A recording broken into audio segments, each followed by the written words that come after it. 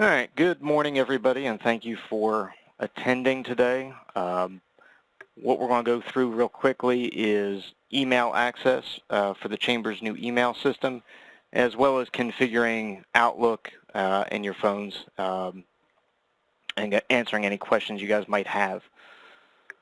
So just a few housekeeping items. To start off with, everybody right now is muted. If you have any questions, please use the little chat window in the meeting center there, and I'll answer those questions as they come up.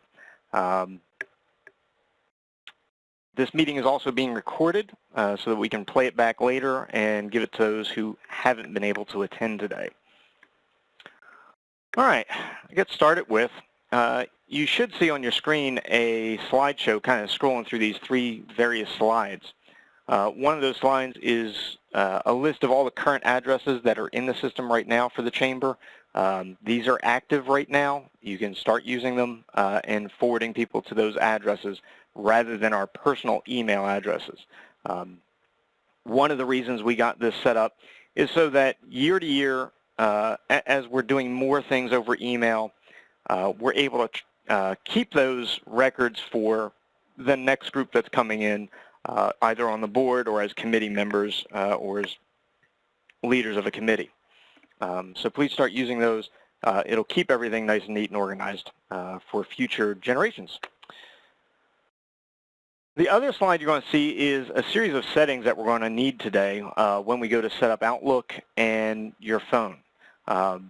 Don't worry about remembering it or writing it down right now. If you can't get it fast enough, I'll actually be sending this out with the slideshow later on, so you'll have it. And again, if at any point you're setting this up and you run into some problems or have any questions, please feel free to reach out to me. Be glad to help you guys get set up with this. All right, first thing we're going to do is we're going to walk into accessing the email system over a basic web browser. Now, you could use Chrome, Firefox. I don't recommend Internet Explorer. It's got some issues with it, but if you need to, it's certainly available. And the internet browser that would be on most of your phones, either on an iPhone or on an Android. You can get to it on any computer. It doesn't store any information, and it's available to you. So the first thing I want to do, I'll share my screen with you and walk you through this. Okay, hopefully at this point you're seeing Google on your screen. To get to our email is actually very easy. You're going to go to webmail.castleberrychamber.com. That'll bring you to a really quick login screen. Your email address that you're going to log into.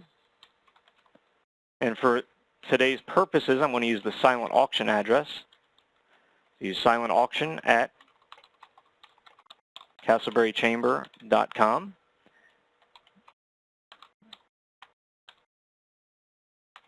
And then put in the password. If this is your personal computer or work computer that you're on all the time, feel free to use the Remember My Info button. If not, probably best to leave it unchecked. Okay?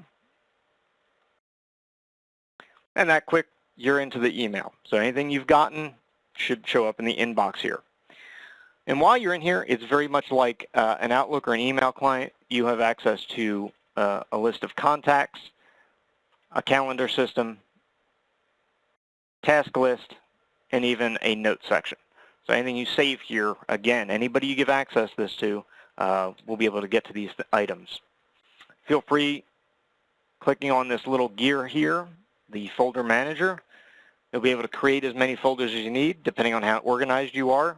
You'll see later when we get in Outlook, I probably have about 100 folders I keep things organized in. If you need to change any of your settings, over here next to your email address, on the right side, go down to Settings, change your date, time format, calendar, composing email. You can set up signatures, much like anything else. Say I've already got one for the committee.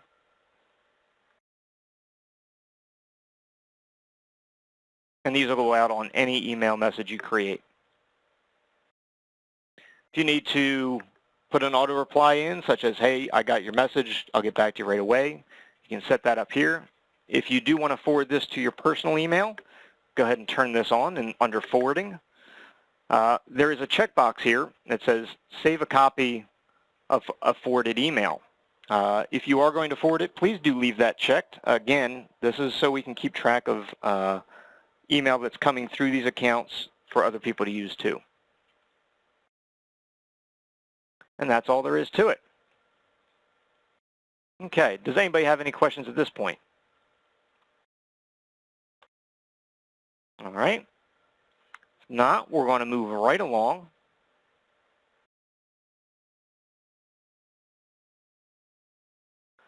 And we'll switch over to Outlook. Many of you are using Outlook now, either at work or even at home. Outlook is capable of receiving email from any number of clients or any addresses. So we'll get that set up.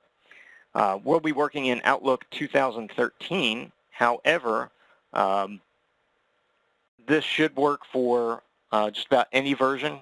As far back as 2007, the interface really hasn't changed much.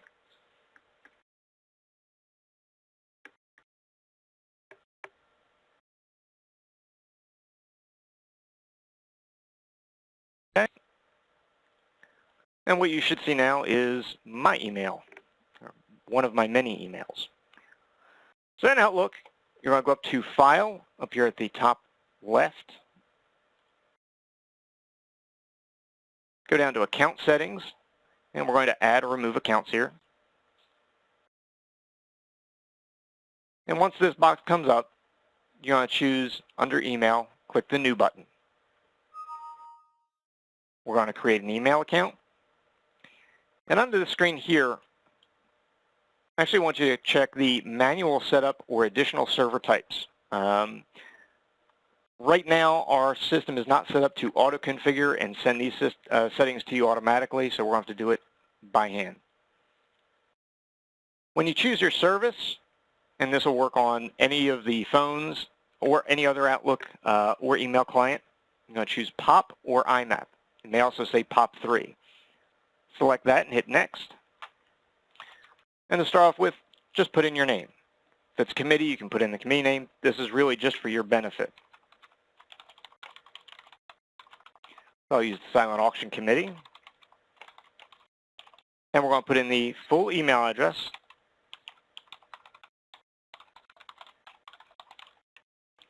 When you get to account type, go ahead and choose IMAP. If you choose POP3, what's going to happen is it's going to download all of the email off of the server for that email address, and it's not going to leave any there for anybody else to access. You will have downloaded it and deleted it from the server. IMAP, on the other hand, will leave those copies out there. All right, and under Incoming Mail Server, you're going to type in secure.emailsrvr.com. And again, I'll have this information sent to you, so don't worry about having to remember it all. Your username is the full email address and the password that you were sent. And before we hit Next, I want you to hit More Settings here. And again, you have a name you can give it if you so choose. Under Outgoing Server, you're going to check this box that says it requires authentication. And this radio button to use the same settings as my incoming mail server is checked. Under Advanced, under Incoming Server, we're going to change this to SSL in both of these cases for incoming and outgoing. That'll change your port number here to 993, and SMTP should be set to 465. Once that's set, hit OK, then hit Next.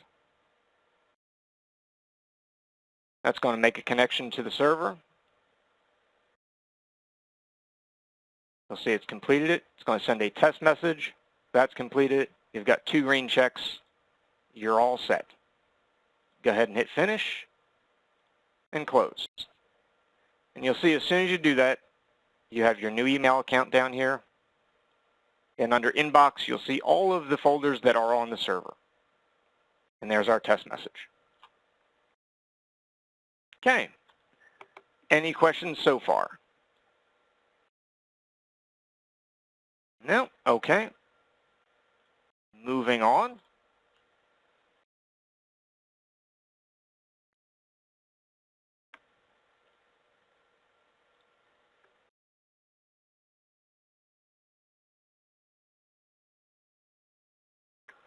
All right, now we're going to work on an Android phone.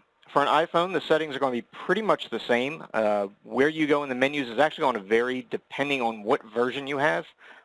Feel free to give me a call if you have any questions about that. Okay, to get this set up, I'm going to click on your menu button and then go to Settings.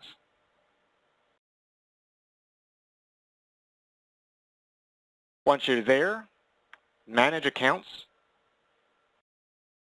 And in the upper right corner, hit the little plus sign to add an account. On the iPhone and on Android, you're going to choose Others or Other. And here we're going to type in the full email address again. Again, I'm going to use the silent auction.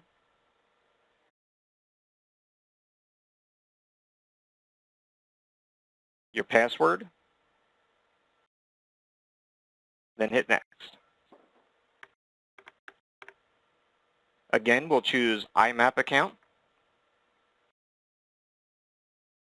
Your username is the full email address again, at Castleberry Chamber. The IMAP server, secure.emailserver.com. Security type, you're going to choose SSL, accept all certificates. And that'll just allow it to accept the certificate without prompting you for it. The port is 993 again. Go ahead and hit Next. For outgoing server settings, same thing. The SMTP is secure.emailserver.com. SSL for accept certificates. You'll see it's already got our port number 465 in there. Make sure require sign-on is checked. And then hit Next. You can choose how often it checks for mail and how much of it you sync. Keep mine at the max of 1 month. If you choose automatic push for your sync schedule, every time a new email comes in, it'll send it to the phone as opposed to waiting every 15 or 20 minutes.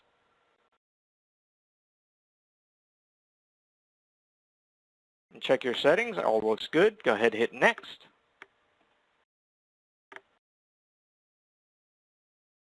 Okay. And again, we're just going to give this an account name. So we'll go with Silent Auction.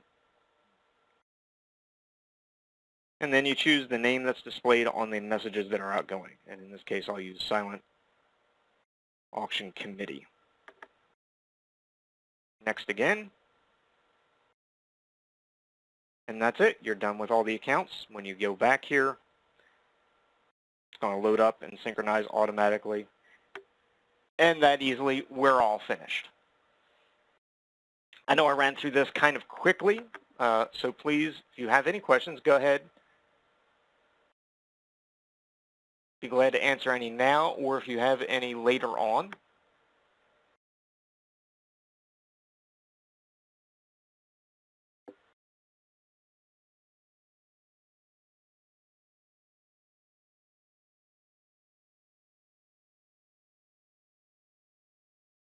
Okay, any questions from anybody? Going once? Going twice? Okay, well, I think that's it for today. I appreciate everybody attending. Again, if you have any questions, feel free to give me a call, drop me an email. I'll be glad to help you get these set up and configured. Thanks, and have a great day.